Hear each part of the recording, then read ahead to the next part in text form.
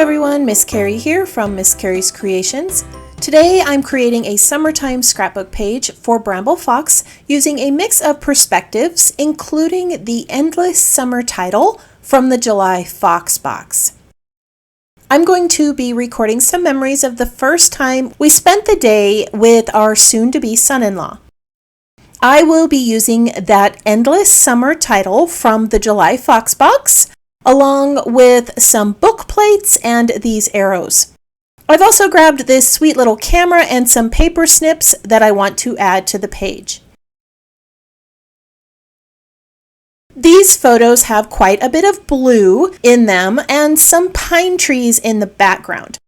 I've chosen a background paper that is a simple light blue ledger, and I'm going to be adding some torn paper to the page with some plaid pattern peeking out behind it. This pine cone pattern with the soft blue in the background matches the blue colors I chose for the page, and it brings in a little bit more of that mountain theme to the layout. At first I was going to add this pattern to the top and bottom of the page, but it felt like it was a bit too much. So I ended up adding a plaid strip to the top, which matches the pattern peeking out behind the pine cones at the base of the page.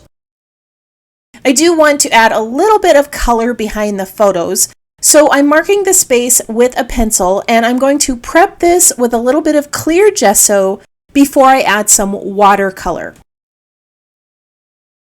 I have really watered down this blue-green pigment, and I'm applying it with a wider paintbrush so that I can get more of a flowy look. I want more color on the edges and less in the center so that I can create a bit of a frame around all of my elements. I'm also going to be adding some splatter on the page. Now, I did get a little heavy-handed with this, but I think it's going to work out just fine. Before I adhere the two patterns in place, I want to curl up the edges of that pine cone paper. This page needs a little bit of texture, and having that at the base of the page is going to create a nice grounding strip. Now I'm going to go off camera and add a little bit of stitching to this layout, and then I'll come back and add the embellishments to the page. On this layout, I added some stitching across the top and the bottom. And now I'm going to place my photos onto the page using some foam tape. I chose a little die cut with a sentiment that says, "Enjoy this beautiful life together," which is how we felt when we started to realize that this boy was the perfect match for our daughter. On the day these photos were taken, our daughter asked if we could take a day trip to the mountains and invite her boyfriend along. At the time, he lived about 3 hours away, and other than a few holidays, we really hadn't had a chance to spend a lot of time with him. On this day, we had the opportunity to watch the two of them together and how he interacted with our daughter and our youngest son. We realized how much he cared for our daughter and that he would be a good fit for the family. In a year, we will have the pleasure of calling him our son when he marries our daughter. So I have added some florals to the page, and I've tucked some pine sprigs behind them. Now I'm playing with that book plate and trying to decide how to incorporate it. I cut out the word family from the paper snips, and I want to back it with some patterned paper. I'm going to trace the book plate and cut out that plaid pattern by hand. Once this is on the page, it's going to form a nice visual triangle between all three of those sage green plaid patterns. I felt like the flowers behind this book plate also needed to stick out above it, but that die cut was a little too short, so I ended up cutting it so that I could have some of the florals showing above. That book plate is going to hide that blank space where I cut the die cut apart. In the summertime, our mountains are filled with wildflowers, so I wanted to add those to the page. I have cut the pine sprigs from 2 colors of cardstock to give a little variation behind the florals.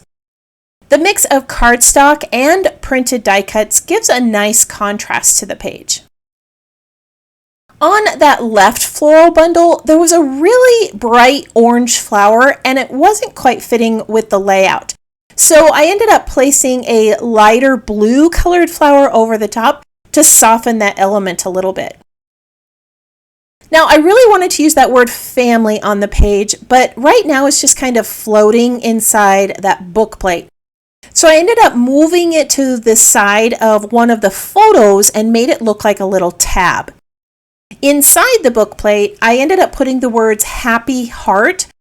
This longer phrase with the heart shape fits much better inside the book plate, and the two typeset phrases are going to create a nice visual triangle with the typed journaling I'm going to add to this layout. Now at this point, I started fussing around with the arrows and that little camera. I liked how they created a nice triangle around the photos, but something felt off. So I decided to take a break from it and work on a few other elements. I added a gray butterfly to bring some dimension on that side of the page and to help connect the sentiment card to the florals. On the book plate, I added some white twine. I tied a knot on one side and left a tail of thread. On the other side, I looped the thread through the hole and used some double-sided tape to secure it on the back. At this point, I have decided that I like two of the arrow placements, so I'm going to leave them there. I don't think that fun little camera is going to work on this page because it's taking up too much of my journaling space. But I have another project that this camera is going to work perfectly for, so I'm going to save it for that. I printed my journaling onto some cardstock and adhered it in place under the photos. I have added a bright dragonfly over those florals on the left, and I added some more pine die cuts to help draw your eye to the journaling. I also tucked a tiny little arrow down there to point towards the words that I wrote. Now I'm just going to add a few peach colored dots to the page.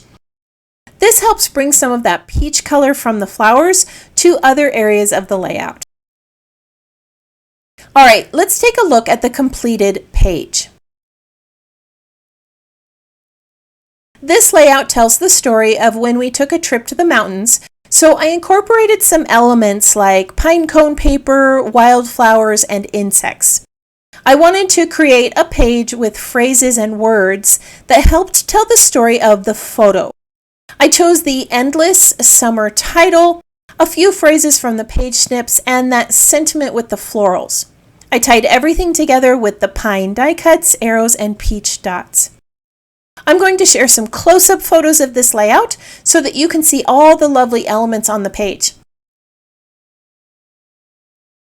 The photos on this page bring back some great memories, and all of the elements speak to the time we spent in the mountains getting to know someone who would soon become part of our family. I want to thank you for joining me today.